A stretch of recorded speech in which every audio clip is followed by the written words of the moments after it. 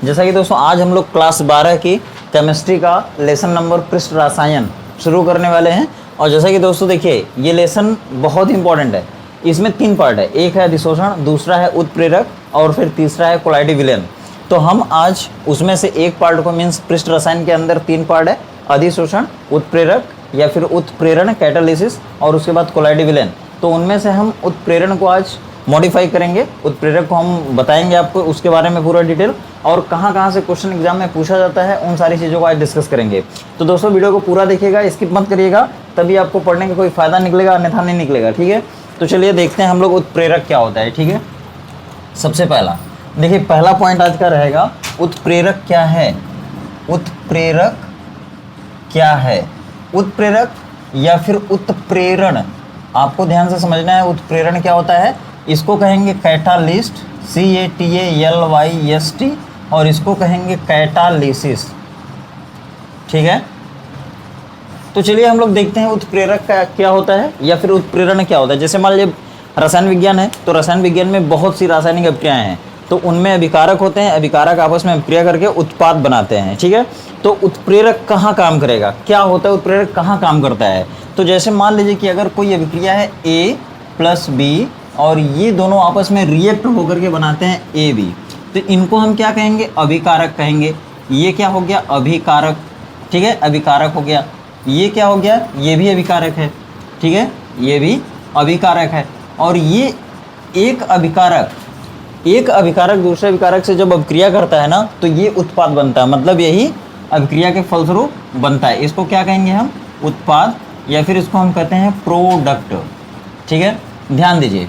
अब मान लीजिए कि अगर ए अभिक्रिया, मतलब ये बी के साथ रिएक्ट करता है, ए भी बनाता है, लेकिन ये अभिक्रिया बहुत धीरे धीरे होती है, बहुत धीरे धीरे होती है। तो हम इसके अभिक्रिया करने की दर को फास्ट करने के लिए यहाँ पर कोई उत्प्रेरक लगा देते हैं।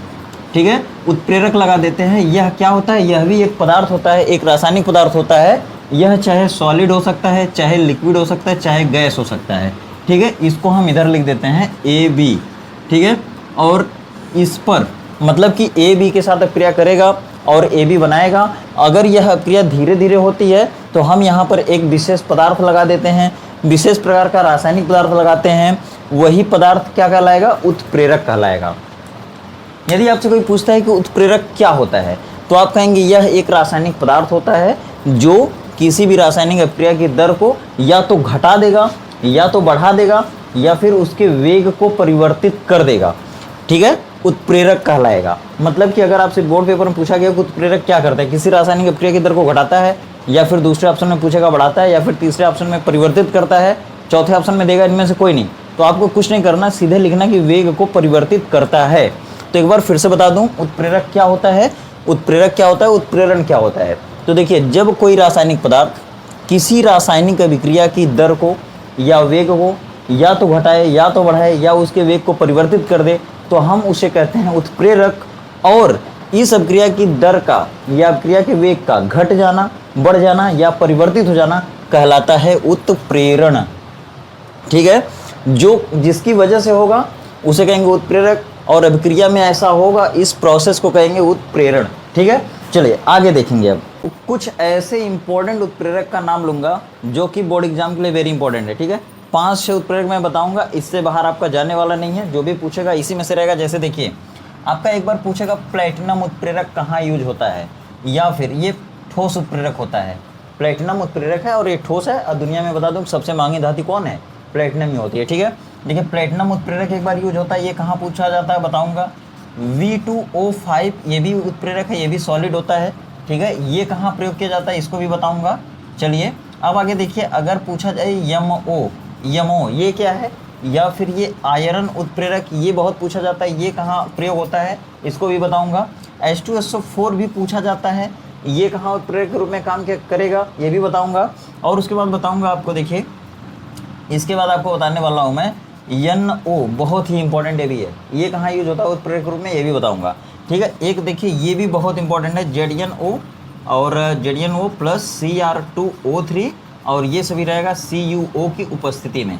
ठीक है, इससे मेथिल एल्कोहल बनता है, बहुत ही इंपॉर्टेंट। ये देखिए बता दूं इससे क्या होता है, यह उत्प्रेरक क्या करेगा, जहाँ पर जिस अभिक्रिया में मेथिल एल्कोहल बनाते हैं ना, वहाँ पर ये उत्प्रेरक प्रयोग में लाया जाएगा। ठीक है, मतलब कि आपसे पूछा जाएगा कि मेथिल एल्कोहल के निर्माण में कौन सा उत्प्रेरक प्रयोग किया जाता है, तो आप इतना बताएंगे, यहाँ से लेके यहाँ तक बताएंगे ये सभी उत्प्रेरक। ये उत्प्रेरक कहाँ प्रयोग किया जाता है, तो आप बोलेंगे सल्फर ट्राईऑक्साइड के निर्माण में।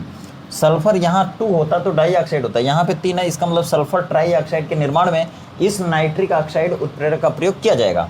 अगर आपसे पूछा जाए कि इस उत्प्रेरक का प्रयोग कहाँ करते हैं, तो इस उत्प्रेरक का प्रयोग करते हैं एस्टरों के जल अपघटन में।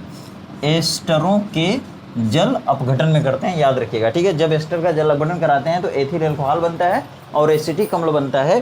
ठीक है, वहाँ पर ये उत्प्रेरक की तरह काम करेगा। ये अगर इससे पूछा जाए कि ये कहाँ पर उत्प्रेरक का काम करेगा, तो अमोनिया के निर्माण में। ये छोटी छोटी चीज़ें हैं जो आपसे बहुत बार पूछी जाती हैं, पेपर में यहीं से आएगा, इसके अलावा नहीं आएगा। एक और बच रहा है, उसको भी बता देता हूँ, निकिल उत्प्रेरक। ये निकिल उत्प्रेरक कहाँ प्रयोग किया जाता है, देखिए जब हम वनस्पति तेल से वनस्पति घी बनाते हैं। ठीक है, वनस्पति घी या तेल के निर्माण में जब हम वनस्पति घी को तेल में बदलते हैं, या फिर वनस्पति घी का हाइड्रोजनीकरण कराते हैं, या फिर वनस्पति घी का अपचयन कराते हैं, तो उसमें निकिल उत्प्रेरक प्रयोग किया जाता है, याद रखना है आपको। देखिए ये हो गया दूसरा, तीसरा, चौथा, पांचवा हो गया। ये भी मैं बता दूं, ये दोनों ही सल्फर ट्राईऑक्साइड का जब निर्माण किया जाता है या फिर सल्फर ट्राईऑक्साइड को बनाया जाता है, तो ये दोनों ही उत्प्रेरक प्रयोग किए जाते हैं। इतने ही उत्प्रेरकों के बारे में आपसे पेपर में पूछा जाएगा, इसके अलावा नहीं पूछा जाएगा। ठीक है, अब देखिए, अब हम बताते हैं आपको कि ये उत्प्रेरक कहाँ कहाँ किस अभिक्रिया में कौन कौन से उत्प्रेरक प्रयोग होते हैं। लेकिन उससे पहले बता दूं कि उत्प्रेरकों की विशेषताएं क्या होती हैं।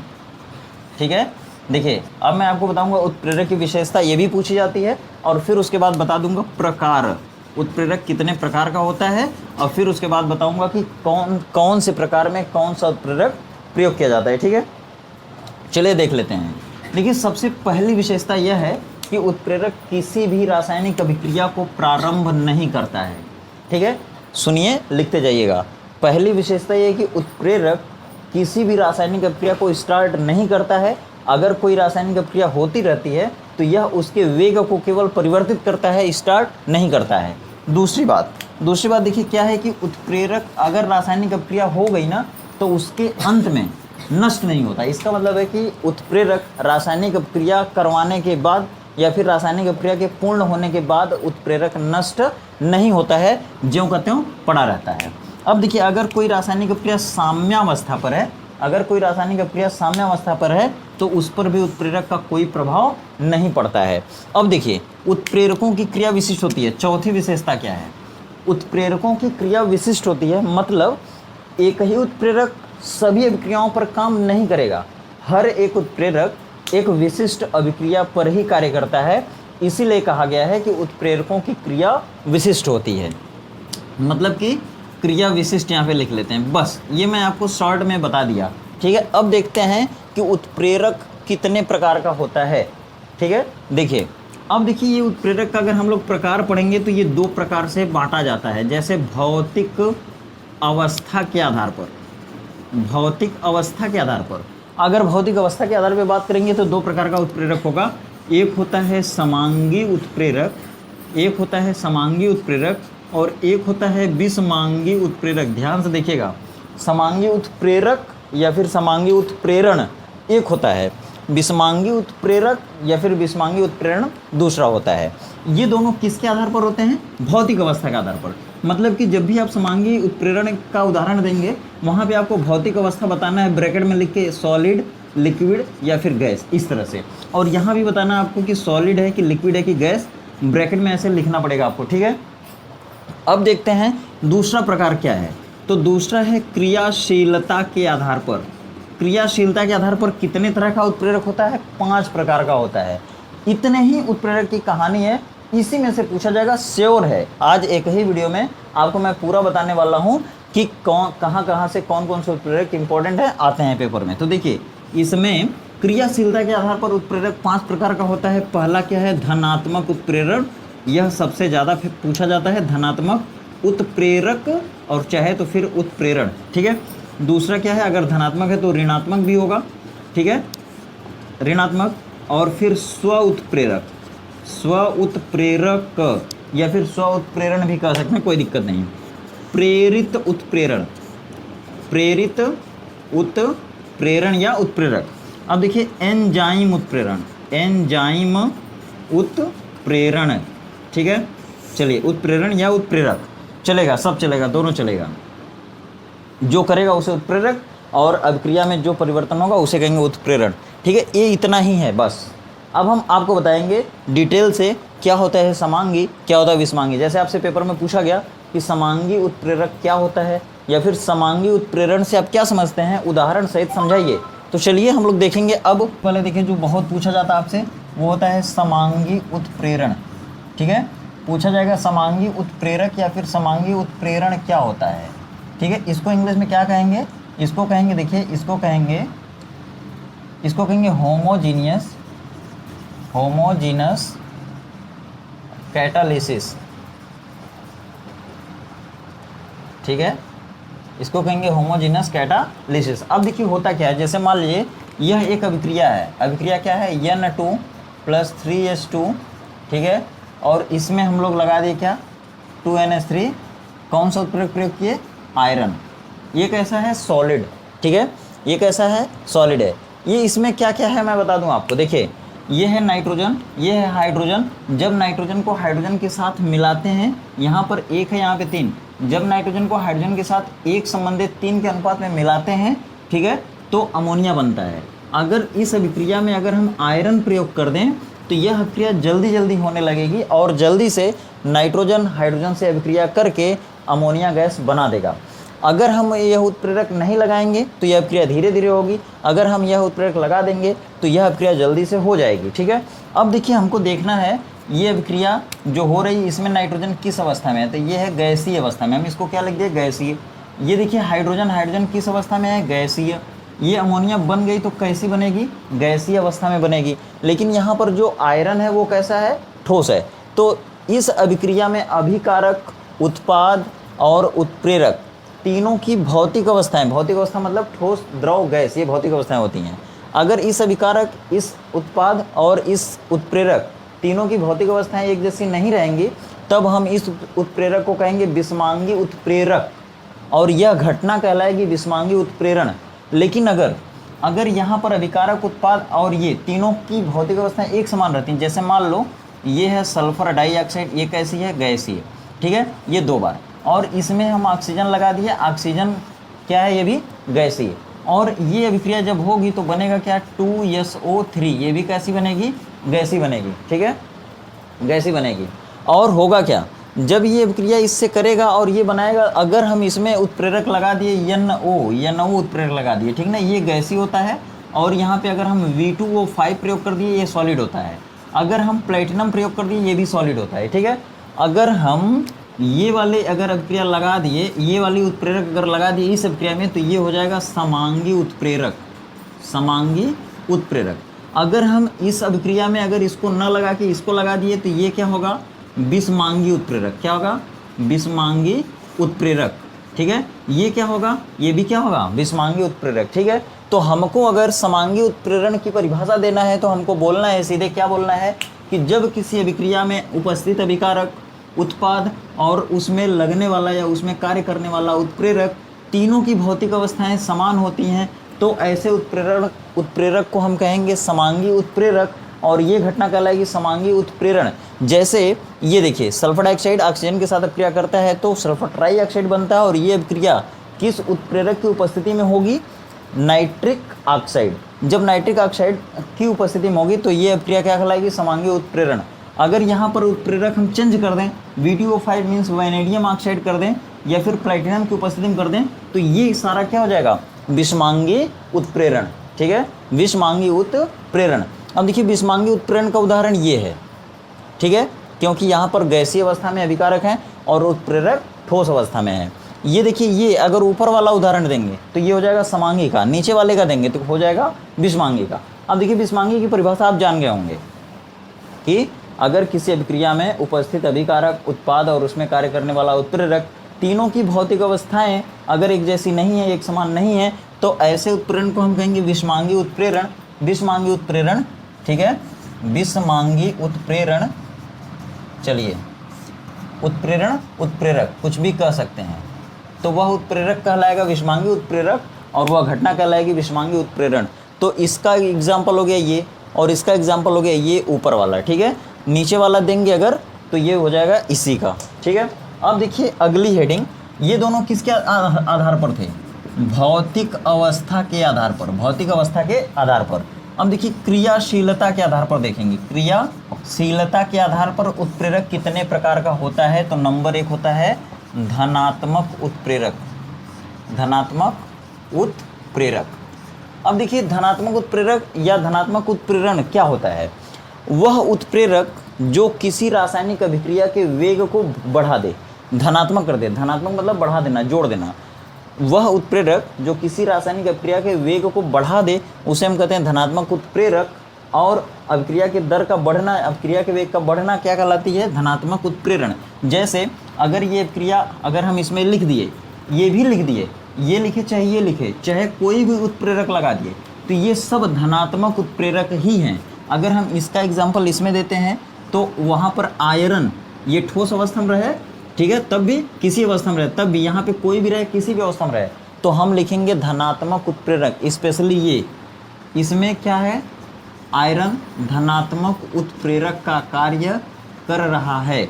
अब देखिए ये नाइट्रिक ऑक्साइड, ये तीनों इस अभिक्रिया के लिए किस उत्प्रेरक का काम करते हैं? धनात्मक उत्प्रेरक। मतलब कि ये तीनों उत्प्रेरक इस अभिक्रिया के वेग को बढ़ाने का कार्य करेंगे, इसीलिए हम इसको कहेंगे धनात्मक उत्प्रेरक। अब देखिए दूसरा कौन है इसमें? अगर धनात्मक है तो ऋणात्मक भी रहेगा। ऋणात्मक उत्प्रेरक क्या करेगा भाई? क्या करेगा? देखिए ऋणात्मक उत्प्रेरक क्या करता है? ये किसी भी अभिक्रिया के वेग को घटाने का काम करता है। यह किसी भी अभिक्रिया के वेग को घटाने का काम करता है। कौन? ऋणात्मक उत्प्रेरक, ठीक है। जैसा कि इसके नाम से ऋणात्मक, ऋण कर देना, कम कर देना, घटा देना। जैसे देखिए होता क्या है? H2O2 होता है, ठीक है, हाइड्रोजन पेरोक्साइड होता है। इससे हम घाव भी साफ करते हैं, कान भी साफ करते हैं, ठीक है, कीटाणुनाशक के रूप में भी प्रयोग करते हैं और विरंजन के रूप में भी प्रयोग करते हैं, ठीक है। ये देखिए अगर 2 बार हो गया तो ये, अगर हम इसको वायुमंडल में खुला छोड़ देना तो ये उड़ता है। किस तरह से उड़ता है? देखिए 2H2O प्लस ऑक्सीजन, देखिए दोनों को जोड़ेंगे तो H2O2 हो जाएगा।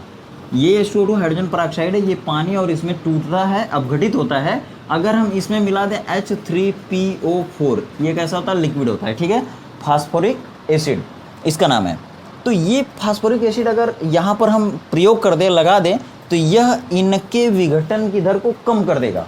बहुत ही इंपॉर्टेंट एग्जांपल है ये, ठीक है। यहाँ पे ग्लिसरीन भी हम लगा सकते हैं, यह भी कम कर देता है। याद रखना आपको कि ग्लिसरीन हाइड्रोजन पेरोक्साइड के लिए किसका काम करता है? तो ऋणात्मक उत्प्रेरक का। ये पहला एग्जाम्पल वेरी वेरी इंपॉर्टेंट। और दूसरा एग्जाम्पल हम यहाँ पे ले रहे हैं। देखिए दूसरा एग्जाम्पल, जब हम क्लोरोफार्म को वायुमंडल में खुला छोड़ देते हैं ना, वायुमंडल में खुला छोड़ देंगे तो ये ऑक्सीजन इस क्लोरोफार्म को किस में बदल देता है? मतलब कि ये क्लोरोफॉर्म बना लेगा COCl2 फास्जीन गैस, जो कि बहुत जहरीली होती है, पॉइजनस गैस है, ठीक है। ये इसका नाम क्या है? फास्जीन, याद रखना आपको, ये बेहोश कर देती है, ठीक है। तो जब क्लोरोफॉर्म को ऑक्सीजन या वायुमंडल में खुला छोड़ देते हैं तो यह ऑक्सीजन से क्रिया करके फास्जीन गैस बना लेती है और HCl बनाती है। अगर हम इस क्रिया में अगर हम एथिल एल्कोहल मिला दें C2H5OH, तो ये किसका काम करेगी? ऋणात्मक उत्प्रेरक का कार्य करती है, ऋणात्मक उत्प्रेरक का कार्य करती है, आपको याद रखना है।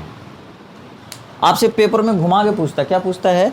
बोलेगा कि क्लोरोफार्म में एथिल एल्कोहल की कुछ मात्रा क्यों मिलाई जाती है? तो आपका उत्तर होगा कि चूंकि क्लोरोफार्म वायुमंडल में ऑक्सीकृत हो जाता है और फास्जीन नामक जहरीली गैस बनाता है, इसके अपघटन या ऑक्सीकरण होने की दर को कम करने के लिए उसमें एथिल एल्कोहल मिलाया जाता है। ठीक उसी तरह से इसमें भी पूछा जा सकता है कि हाइड्रोजन पेरोक्साइड में फास्फोरिक अम्ल या ग्लिसरीन क्यों मिलाया जाता है, ठीक है।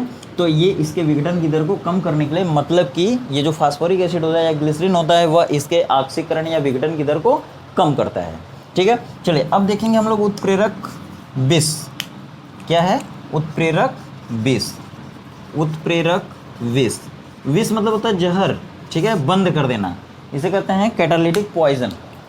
अब देखिए होता क्या, उत्प्रेरक विष मतलब कि अगर मान लीजिए किसी रासायनिक अभिक्रिया पर प्लेटिनम भी उत्प्रेरक की तरह काम कर रहा है, ठीक है, प्लेटिनम सॉलिड होता है, ये उत्प्रेरक की तरह काम कर रहा है, और उसी के अगल बगल कहीं आर्सेनिक ऑक्साइड आ गया, तो ये आर्सेनिक का ऑक्साइड इस उत्प्रेरक की क्रियाशीलता को ना घटाएगा ना बढ़ाएगा, बल्कि बंद कर देगा। ठीक है, जब कोई पदार्थ किसी उत्पाद को बढ़ाए, बंद कर दे, विष मतलब जहर का काम करे और वो खत्म हो जाए, ठीक है, तो ऐसे उत्प्रेरक को उत्प्रेरक विष कहते हैं। मतलब कि आपको इसका एग्जाम्पल याद रखना पड़ेगा, एक ही ये एग्जाम्पल है, ये बहुत इंपॉर्टेंट है, पूछा जाता है। आर्सेनिक के ऑक्साइड प्लेटिनम उत्प्रेरक के लिए विष का कार्य करते हैं। ठीक है, इतना याद रखना है, आर्सेनिक के ऑक्साइड प्लेटिनम उत्प्रेरक के लिए विष का कार्य करते हैं, ये आपको ध्यान में रखना है। अब देखिए होता क्या है आगे मैं आपको बताता हूँ। देखिए स्वतः उत्प्रेरक है, प्रेरित उत्प्रेरक है और एंजाइम उत्प्रेरक है। मैं एंजाइम उत्प्रेरक की अलग वीडियो बनाऊंगा, उसमें आपको सारा बता दूंगा। ठीक है, तो इस तरह से पूरा लेसन आपका कवर हो रहा है। बता दूं कि और भी लेसन की वीडियो पड़ी हुई है, आप प्लेलिस्ट में जाएंगे, वहाँ से एसवान प्रजापति या फिर क्लास 12 एनसीईआरटी की वीडियो देखेंगे, प्लेलिस्ट चेक करेंगे तो उसमें आपको और लेसन की वीडियो मिल जाएगी। तो आप यदि अच्छे मन से तैयारी करना चाहते हैं और अच्छा स्कोर करना चाहते हैं अपने बोर्ड एग्जाम में, तो उन वीडियो को जरूर देखें। ठीक है, अगर चैनल पर नए हैं तो चैनल को सब्सक्राइब कर लें, और वीडियो अगर अच्छी लगी तो वीडियो को लाइक कर दें और अपने फ्रेंड्स सर्कल में इसको शेयर भी जरूर करें। तो मिलते हैं दोस्तों नेक्स्ट वीडियो में, तब तक के लिए बाय बाय, जय हिंद, जय भारत।